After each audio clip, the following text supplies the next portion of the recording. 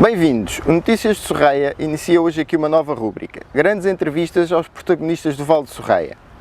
Não podíamos iniciar da melhor forma que com a deputada eleita pelo Partido Socialista, Mara Lagriminha. Bem-vinda, Mara! Obrigada, João. Mara, para quem esteja menos familiarizado ou para quem esteja menos atento, tu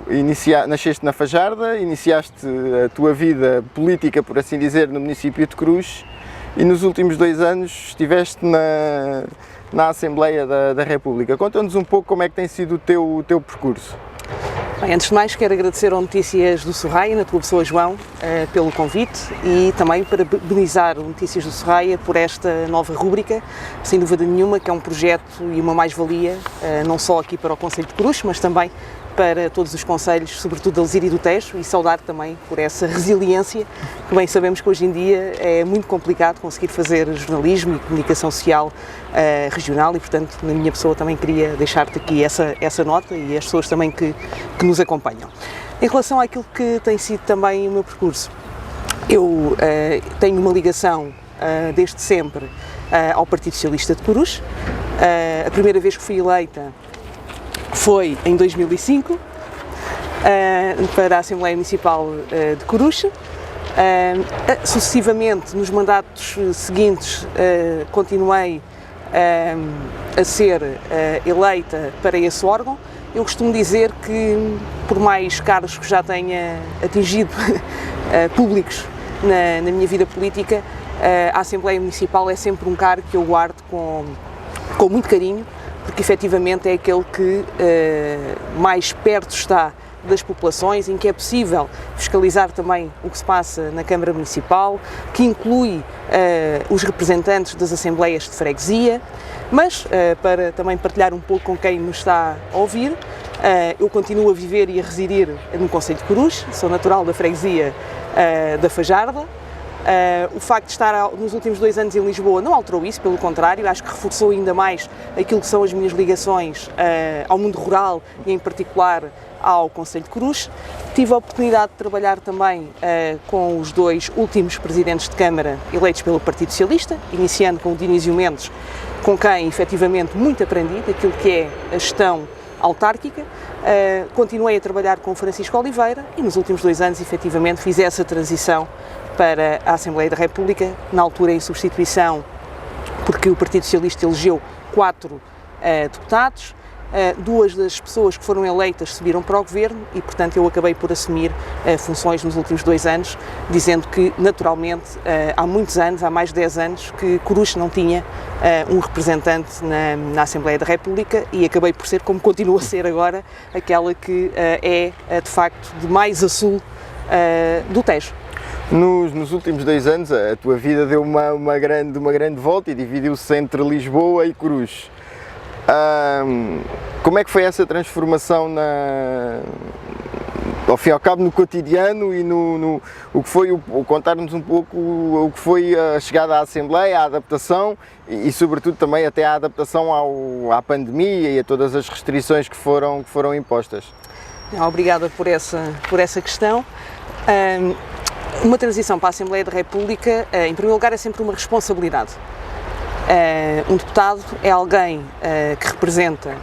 a nação, é um órgão,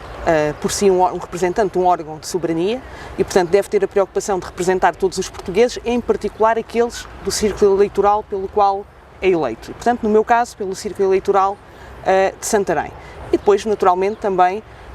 ter essa responsabilidade de representar também aqueles que são os seus eleitores e, no meu caso em particular, sendo Coruche, também ter essa responsabilidade acrescida. O que se costuma dizer também é que isso é assim numa circunstância normal, numa circunstância de pandemia, a vida do Parlamento mudou completamente. Eu tive a oportunidade de trabalhar muito em 2 comissões que foram áreas muito atingidas pela pandemia, na área do trabalho e da segurança social, mas também na área da cultura e da comunicação e, portanto, eu diria que aquilo que se viveu no país também se viveu no Parlamento. Portanto, de um momento para o outro tivemos que adaptar aquilo que eram as nossas reuniões em comissão. Muitas das reuniões tiveram que passar a ser feitas em videoconferência. Por outro lado, tendo em conta o próprio alarme social que se vivia, nós nunca pensamos, ou pelo menos eu nunca pensei, que em democracia fosse uma das deputadas que teve que aprovar 6 estados de emergência e, portanto, isso é algo que nos marca para sempre, não é? O vosso trabalho e o trabalho na Assembleia da República não se cinge ao que é estarem lá a aprovar, não, há um trabalho que muita gente não vê, que é o trabalho nas comissões, seja da cultura, seja como foi o caso. Ou seja, vocês não estão só aqueles 15 minutos ou aquela tarde a falar, há um trabalho contínuo durante a semana. Exatamente, portanto, há aquele trabalho que se vê, que é aquele 1 minuto que nós costumamos dizer, que é o trabalho que aparece na televisão, nos sites, na internet, que é as intervenções que fazemos quer em plenário, quer em comissão, mas depois o grande trabalho de um deputado eu dividiria em 2 grandes partes. Por um lado, aquilo que é o trabalho de especialidade feito nas comissões, que é onde podemos apresentar propostas e aprovar número a número aquilo que são a discussão na especialidade, como eu disse, de projetos legislativos do Governo, mas também apresentar as nossas próprias propostas, sejam elas projetos de resolução, sejam elas projetos de lei. Essa é a função legislativa do Parlamento e é aquela que é de facto menos visível, mas também é onde podemos ouvir os peticionários, onde podemos ouvir intervenientes da sociedade civil através das audições e das audiências parlamentares e que nos ajudam muito depois a concluir esses projetos legislativos. E isso, como eu disse, nas 2 comissões que eu mais trabalhei, acontecia sucessivamente, muitas vezes por causa de um projeto ouvíamos entre 30, 40, 50 até 100 entidades, de forma a que os deputados pudessem, de facto, ter o maior número de esclarecimentos sobre essas matérias e, de facto, depois poderem decidir em consciência e com toda a informação. E depois, naturalmente, uma outra parte que eu também considero muito relevante é a representação no distrito. Portanto, nós temos um dia em que devemos afetar ao nosso círculo eleitoral e, portanto, e nós, os deputados eleitos pelo Partido Socialista, sempre o fizeram e vão continuar a fazê-lo, que é reunir com entidades, empresas, cidadãos, autarquias, para dar uma visão ainda mais global daquilo que durante o decurso do mandato está a acontecer também no nosso território. E no meio disso tudo, ainda há tempo para a vossa vida familiar, privada, tempos livres? Como é que se consegue gerir isso tudo? E acredito até muitas vezes, e até já presenciei com alguns de vós, mesmo no tempo livre ou no momento mais de lazer, são interpelados, há alguém que vos questiona também, não é uma questão fácil de gerir, não é? Sim, essa é a questão. Eu, para além do mais, ainda acumulo porque sou a Presidente Distrital das Mulheres Socialistas e, portanto, tenho uma atividade política paralela no Partido Socialista, paralela àquela que é a minha atividade no Parlamento e, portanto, eu diria que os nossos tempos livres dividem-se entre as funções que temos nos órgãos de soberania e depois a nossa função política propriamente dita, mas há sempre tempo para fazer algumas atividades de lazer e, portanto, eu sou uma pessoa que gosta de ir a livrarias, gosta de passear, gosto de estar aqui à beira do Sorraia e, portanto, há sempre um bocadinho de tempo.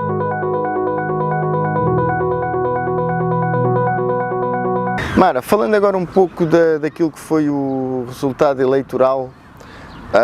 e acredito que vocês obviamente trabalharam para vencer, mas acredito que a maioria acaba por ser um pouco uma surpresa ou a cereja no topo do vosso bolo, por assim dizer. Isto foram umas eleições que acabaram até por contrariar as vossas expectativas? Essa é uma boa questão. Eu também dividiria aqui em 2 partes. O Partido Socialista, quando se apresentou a estas eleições, deixou muito claro uma coisa. Nós entendíamos que a forma do país poder ter estabilidade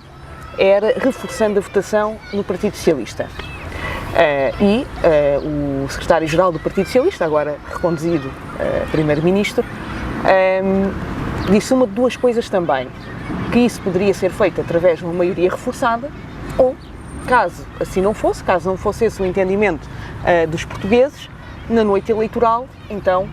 decidir se ia analisar-se-ia aquela que era a leitura dos resultados dos portugueses. E, portanto, eu acho que a campanha do Partido Socialista, ao longo do tempo, soube adaptar-se àquilo que era o sentimento geral que se sentia, quer nas ruas, quer também a lidar com aquilo que foi também a bolha mediática. Eu também costumo dizer que aquilo que nós sentíamos na rua, muito aqui na campanha também no Distrito de Santarém, não coincidia com o que víamos depois nas Tracking Polls ou nas sondagens. Portanto, nós sentíamos uma grande adesão ao movimento do Partido Socialista, uma grande adesão das pessoas ao António Costa como o melhor candidato para continuar a ser Primeiro-Ministro e de facto chegávamos à noite e víamos as sondagens, ficávamos de facto intrigados. Ora, eu também acho que isso mobilizou o eleitorado do Partido Socialista e mais, não só mobilizou o eleitorado do Partido Socialista, como conseguiu à esquerda do Partido Socialista criar voto útil no PS. E isto porque também nos últimos dias da campanha todos nós percebemos que o que podia acontecer caso o Partido Socialista não vencesse as eleições seria uma porta aberta à extrema-direita, quer no Parlamento, quer no Governo. E portanto eu acho que o entendimento dos portugueses foi muito claro. O único partido que se conseguia posicionar como eu diria guardião da democracia seria o Partido Socialista e o voto útil à esquerda foi no Partido Socialista, um pouco com aquela que é a vocação do PS, como partido de poder, como partido tendencialmente de governação e eu acho que sim, que as pessoas também penalizaram o chumbo do Orçamento de Estado, mas eu também diria, e aqui em Cruz é um bom exemplo, uma maioria absoluta não significa um poder absoluto, pelo contrário, é uma garantia de estabilidade, que isso é o importante, ter 4 anos de estabilidade, de governabilidade, mas não de poder absoluto. Permitirá o diálogo, como o secretário-geral do Partido Socialista disse, e todos nós que estamos em municípios como Cruz sabemos que viver com uma maioria absoluta não significa não dialogar. Eu quero dizer também que no Distrito de Santarém nós vencemos em 20 dos 21 concelhos, na maioria deles com uma clara maioria absoluta, e no concelho de Cruz vencemos em todas as freguesias e, portanto, queria deixar aqui também um agradecimento a todas as pessoas que contribuíram para esta estabilidade que hoje estamos a viver também com a eleição de 5 deputados no Distrito de Santarém pelo Partido Socialista e no país. Uma maioria que acaba por refletir o que o povo, a população, os portugueses pretendem, acaba por também vos trazer uma responsabilidade acrescida, se assim podemos dizer, ou seja, agora o defraudar as expectativas pode influenciar resultados daqui a 4 anos, acredito que vocês já tenham falado e já tenham comentado e já estão até a trabalhar em algumas questões, sobretudo na questão do orçamento. Qual é que tem sido a vossa análise e qual é que vão ser os grandes elãs, por assim dizer, dos próximos 4 anos? Essa também é uma boa pergunta e eu também quero deixar aqui essa nota fundamental, reforçando que sim, uma maioria traz mais responsabilidade, traz a responsabilidade de governar com um programa com que o Partido Socialista se apresentou a eleições, programa esse que foi bastante discutido e escrutinado durante o período da campanha eleitoral, que deixou diferenças claras à nossa esquerda e à nossa direita, mas também implementar aquele que, a nosso ver, era o melhor orçamento, um orçamento mais à esquerda, que devolveria rendimentos às pessoas, que aumentaria as pensões, que teria novos escalões para o IRS de forma a contribuir também para a classe média, que contribuiria com o IRS jovem, de forma a apoiar as novas gerações no início de vida e, portanto, um orçamento que também contribuía para reforçar um Serviço Nacional de Saúde tendencialmente gratuito, e essa será sempre uma marca do Partido Socialista, ou com a garantia de que continuaremos a ter uma segurança social pública. E, portanto, eu diria que essas são as grandes marcas, os grandes compromissos que o Partido Socialista garantiu nestas eleições legislativas e, naturalmente, serão compromissos que vamos assumir de forma muito clara assim que possível. Mas nós também sabemos que outros desafios se colocam neste momento. Temos questões como a inflação, como a crise internacional que pode estar a acontecer a qualquer momento com as questões da Ucrânia, com as questões da Rússia, e portanto o país tem que estar atento a essas situações que depois têm uma influência muito direta naquilo que é também a nossa governabilidade e as políticas internas que temos que assegurar. Agora, uma coisa é certa, o Partido Socialista é o partido que neste momento tem condições para prosseguir o seu programa e que responda aos grandes desafios que temos pela frente. Diria a demografia, as alterações climáticas, há pouco estávamos a falar da questão da seca, da questão da falta de água, da sociedade digital, e vivemos num concelho que ainda tem, e certamente quem trabalha na área da comunicação social e precisa muito da rede digital dir-me-á isso, e portanto há um conjunto de desafios que nós temos pela frente e que com uma maioria clara podemos responder de uma forma mais eficaz. Um dos grandes receios e que está a ser mais vinculado pela oposição tem sido que a última maioria que o Partido Socialista teve, na altura liderado por José Sócrates, terminou com o resgate da Troika. Obviamente que vocês não é isso que desejam, que não é isso que pretendem, até porque vamos ter agora um tempo diferente com o PRR e com tudo mais, mas eu acredito que esse acabe também por ser vos trazer algum receio também, por assim dizer, ou seja, tentar tudo fazer com a questão das contas certas. Sim. Naturalmente que essa também é uma preocupação. Eu também quero dizer aqui uma coisa, uma das marcas da governação do António Costa e do Partido Socialista nos últimos 6 anos é que, pese embora tenhamos devolvido rendimentos às pessoas, tenhamos investido naquilo que é a dignidade das pessoas, subindo o salário mínimo, devolvendo pensões às pessoas e, portanto, olhando para aquela que é a dignidade das pessoas, nós nunca deixamos para trás aquilo que são as contas certas e, portanto, nós conseguimos fazer tudo isto com contas certas. E essa é uma marca que o Partido Socialista, com ou sem maioria, continuará a ter e implementar. E estes 4 anos serão decisivos para o país. Temos a bazuca, que vai entrar no terreno nos próximos 4 anos. O PRR é fundamental para muitas áreas que têm contribuído para aquilo que é o atraso do nosso país e, portanto, é urgente que essa implementação seja feita de forma rigorosa, de forma exemplar, diria até. Temos depois também um novo quadro comunitário 2030 e, portanto, é também muito importante conseguir fazer esse enquadramento, quer com os privados, quer com os municípios, que vão ter uma relevância e um papel central nestes próximos 4 anos e, naturalmente, que o Partido Socialista, como eu disse há pouco, tem exemplos muito claros de governar com uma maioria, mas maiorias essas que são reforçadas, fiscalizadas e que não inibem aquele que é o diálogo. O António Costa foi Presidente da Câmara Municipal de Lisboa e ele próprio disse várias vezes na campanha que não foi por ter uma maioria na Câmara Municipal que não soube aprovar documentos com outros partidos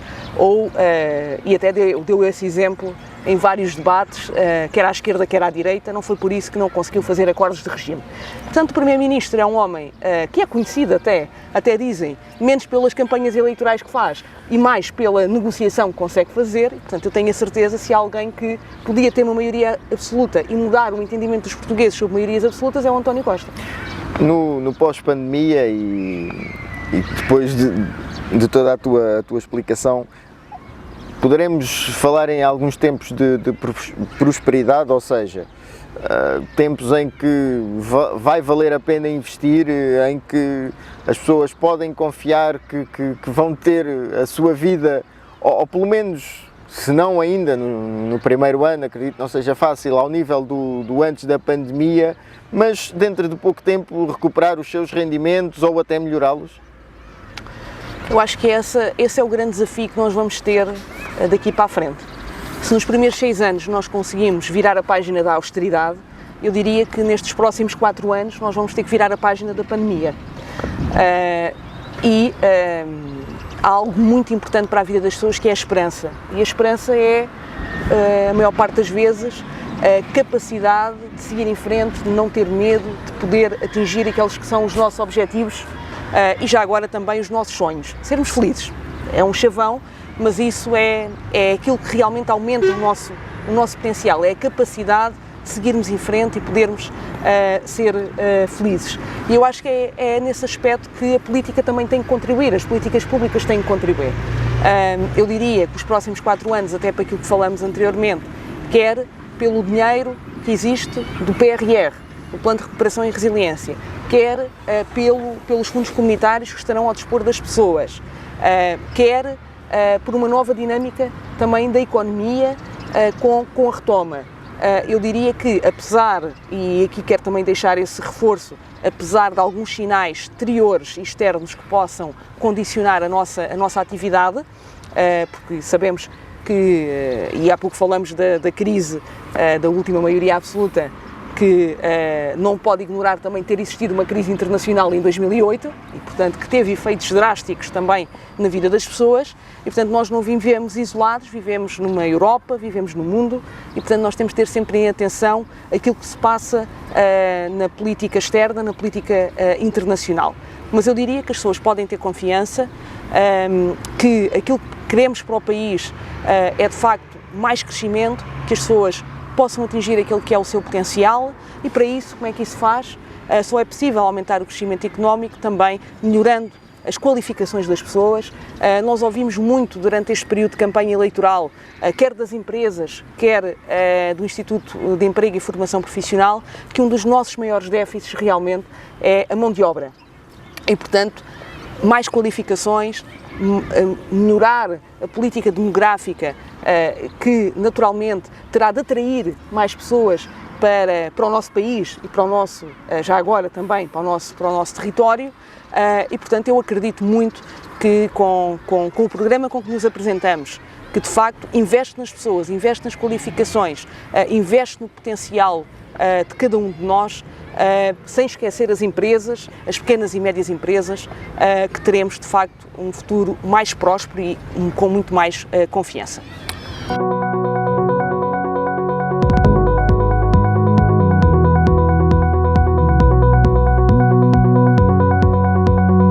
Mara, muitas pessoas colocam em vocês a responsabilidade de levarem à Assembleia da República os problemas essencialmente do concelho de onde são, ou até muitas vezes até da freguesia. No caso da Mara, a responsabilidade do Val do Sorraia e muitas pessoas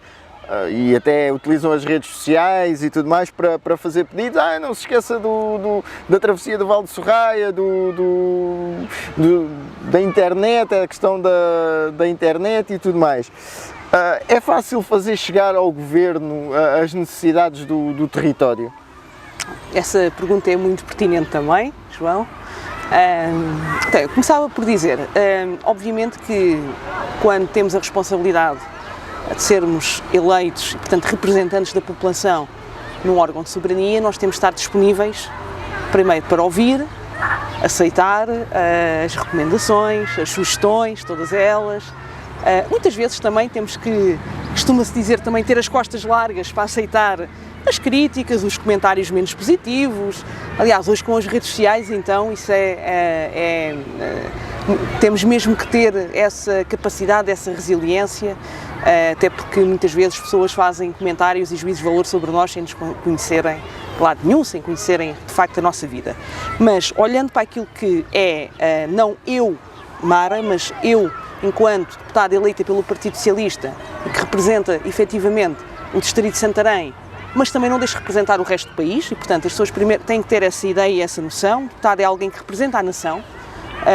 e que não se deve deixar influenciar por questões externas àquilo que é o interesse, o melhor interesse para o país, naturalmente defendendo sempre a sua região, aquele que é o seu círculo eleitoral. Portanto, isso eu queria deixar aqui muito claro, porque muitas vezes temos que olhar para o nosso distrito, com 21 concelhos, e perceber que eu sou natural do concelho de Cruz, naturalmente defenderei sempre aquilo que for melhor para o meu concelho, mas não vou deixar de defender Salvaterra de Magos, Alpiarça, Chamusca, Golgã, Almeirim, Rio Maior, todos os outros concelhos que são do Distrito de Santarém e que são muito em particular também de Alzira e do Tejo. E, portanto, isso é uma nota que eu queria deixar aqui de forma muito clara. Depois, em relação ao Concelho de Cruz, eu recordo que nos últimos anos eu fui a única, posso dizer, a única deputada no Parlamento que de viva voz defendeu a travessia do Val de Sorraia. Fiz questão de o fazer numa audição com o Ministro das Infraestruturas e Obras Públicas, filo na discussão dos dois primeiros orçamentos, quer em 2019, quer em 2020, e sempre numa lógica de encontrar uma solução para aquilo que eu entendo e nós no Partido Socialista entendemos, que é um constrangimento ao desenvolvimento do Concelho de Cruz. Basta olhar para o local onde nós estamos e perceber que muito trânsito pesado que passa aqui pela estrada e que depois congestiona, de facto, as nossas 7 pontes. E, portanto, mas não só a questão da travessia do Val do Sorraia, há outras questões rodoviárias muito importantes por resolver ainda no nosso distrito e no sul do distrito e que, naturalmente, a voz dos deputados do Partido Socialista, e já agora a minha voz, será sempre firme na defesa dessas questões, independentemente do governo que esteja no poder. Neste momento é o Partido Socialista, mas não é isso que inibirá a mim ou um deputado do Partido Socialista defender a travessia do Val de Sorraia, defender a continuação do IC10, defender a criação do IC13, que nos possa de alguma forma escoar aquilo que é o nosso tráfego, mas também a criar as acessibilidades necessárias para um maior desenvolvimento, uma maior oportunidade de desenvolvimento económico do nosso concelho, até para fixar empresas neste eixo, que realmente estamos muito perto de Lisboa, mas que ainda nos falta essa oportunidade de acessibilidade que nos permita maximizar o nosso potencial. Uma das decisões talvez de maior relevância tomada pelo governo, o anterior governo, que vai ter agora continuidade, e que muitas pessoas acredito que não valorizaram, foi a criação do Manute 2. Isso vai trazer-nos também novas oportunidades e novos investimentos também. Essa acabou por ser a maior decisão para a região, mas que foi pouco valorizada até muitas vezes até pelos autarcas que não lhe deram o devido valor. Ficou um pouco esquecida, não? A criação de uma nova NUT foi um desafio que o Partido Socialista também encarou de frente, como se costuma dizer, pegou o boi pelos cornos, já que estamos aqui numa terra ligada à tauromaquia. Posso também anunciar já que já foi submetido o pedido à União Europeia pelo atual governo, quer para a criação da NUT referente a Alzira, Médio Tejo e Oeste, portanto, mas também a criação da NUT Setúbal. Portanto, são as duas novas NUTs que irão ser criadas e que foram agora submetidas. Eu diria que isso é difícil para quem está um cidadão comum entender mas o que é isso de uma nova NUT? Bem, eu diria que permitirá, de facto, neste caso aqui, ao Concelho de Coruche, porque, só para clarificar, os municípios do Distrito de Santarém vivem uma realidade quase única, em que os municípios do Médio Tejo, para fundos comunitários, têm que ir à CCDR do centro, para ordenamento do território vão à CCDR de Lisboa e Val do Tejo, e os municípios de Alzira e do Tejo, para fundos comunitários, vão ao Alentejo e para outras questões vão à CCDR LVT. Sendo que o mais interessante disto tudo é que os presidentes de Câmara eleitos no nosso distrito não votam nas CIMs, nas CCDRs, onde vão buscar fundos comunitários. Votam para a CCDR de Lisboa e Val do Tejo. E, portanto, isso coloca-nos aqui numa situação em que de menor negociação e de menor poder para, de facto, conseguirmos, enquanto União Regional, criar condições para fazer valer aquela que é a nossa posição do Ribatejo. E, portanto, esse é um desiderato há muito desejado, quer por autarcas, mas também pelos deputados, e aqui também devo dizer que é uma das matérias que uniu todos os partidos, na altura no Parlamento, do Partido Socialista, do PSD, portanto, os vários partidos, a CDU, o Bloco de Esquerda, portanto, era uma situação que unia, de facto, os vários deputados dos vários partidos do Distrito de Santarém, e isso mostra a grande relevância desta questão. E, portanto, obviamente que com uma nova unidade administrativa, sem dúvida nenhuma que haverá um maior potencial de crescimento, quer para as entidades públicas, mas já agora também para as entidades privadas. Mara, e fazendo só aqui uma última pergunta para terminar este capítulo, se assim podemos dizer. Sendo a Mara uma deputada do Concelho de Coruche e conhecendo todos os problemas, problemas ou faltas na qualidade de vida dos coruchenses, por assim dizer, porque hoje em dia as comunicações, as redes viárias fazem parte da nossa qualidade de vida, qual é que eram, e tendo aqui um poder de levar esses problemas ao Governo, quais são aqueles que vão ser colocados em primeiro lugar e aqueles que são mais urgentes? Bem, obviamente que eu conheço bem a realidade do Concelho de Coruche, tive também a oportunidade de estar 10 anos na Câmara Municipal e, portanto, obviamente conheço bem os dossiês, mas conheço bem também a realidade do Distrito. Relativamente ao Concelho de Coruche, nós fizemos nos últimos 2 anos um conjunto de questões. Nomeadamente, tivemos a oportunidade para priorizar, uma das grandes prioridades é a requalificação do quartel da GNR. Acho que é uma infraestrutura fundamental. Foi identificada como prioridade número 1 no plano de investimentos do MAI, do Ministério da Administração Interna. Já foram lançados 2 concursos que ficaram desertos. E, portanto, infelizmente a obra ainda não se iniciou, mas devo dizer que os deputados do Partido Socialista estiveram aqui, visitaram a obra, questionaram diretamente o Ministro sobre o ponto de situação do concurso e continuaremos a fazer pressão para que seja uma realidade neste mandato a requalificação do quartel da GNR. Eu diria que é uma das principais prioridades. Depois, naturalmente, há outras prioridades, as infraestruturas, nós já falamos sobre elas e continuaremos a fazer essa chamada de atenção, nomeadamente até para estar no nosso programa eleitoral, no nosso manifesto distrital, a questão de tentar perceber e encarar como um grande desafio as novas soluções de mobilidade para o Val do Sorraia e, portanto, isso está identificado no nosso programa. Depois, obviamente que sim, eu disse há pouco que as novas autoestradas não é só as acessibilidades rodoviárias, as acessibilidades digitais têm de ser uma prioridade, porque vamos deixar de ser competitivos se não conseguirmos ter infraestruturas digitais que nos permitam estar ao mesmo nível das grandes cidades. E eu diria até que a pandemia, com muitas dificuldades que trouxe, a realidade é que fez com que cada um de nós percebesse que pode viver no interior, pode viver em municípios de baixa densidade, com qualidade de vida, com a qualidade de vida que aqui temos, e poder trabalhar aqui, fugindo daquela que é a gentrificação de Lisboa, podendo ter também qualidade de vida fora dos grandes urbes, mas a poder trabalhar aqui. E isso faz remotamente. Temos de ter, de facto, soluções para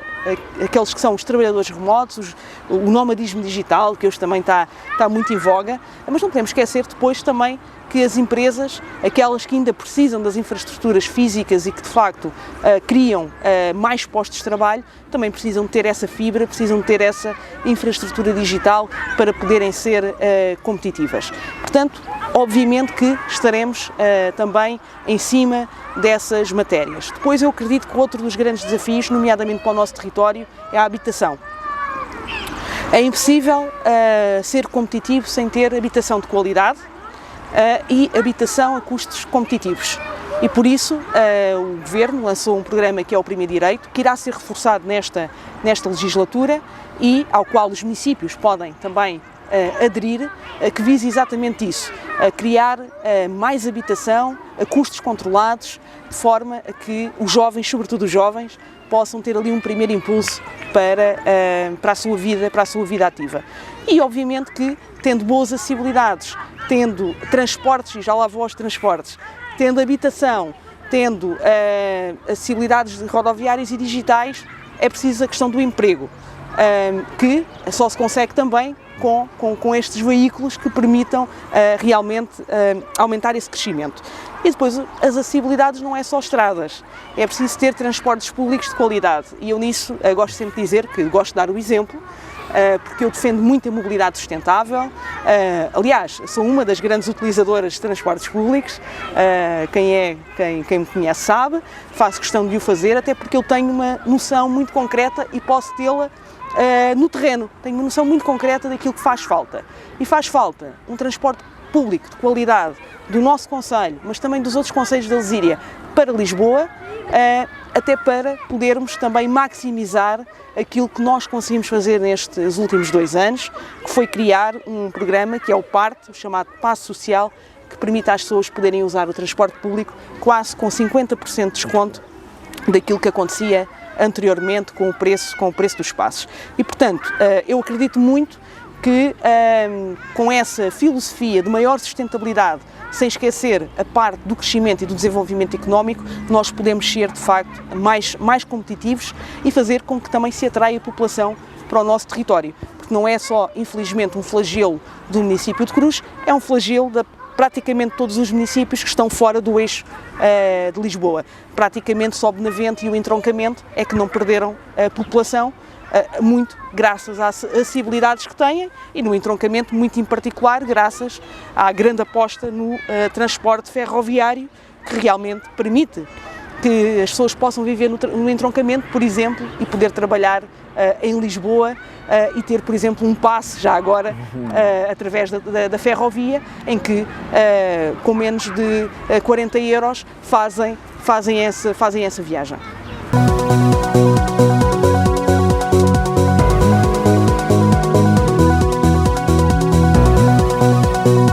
Mara, só para terminar, e estamos aqui junto à nossa Monumental,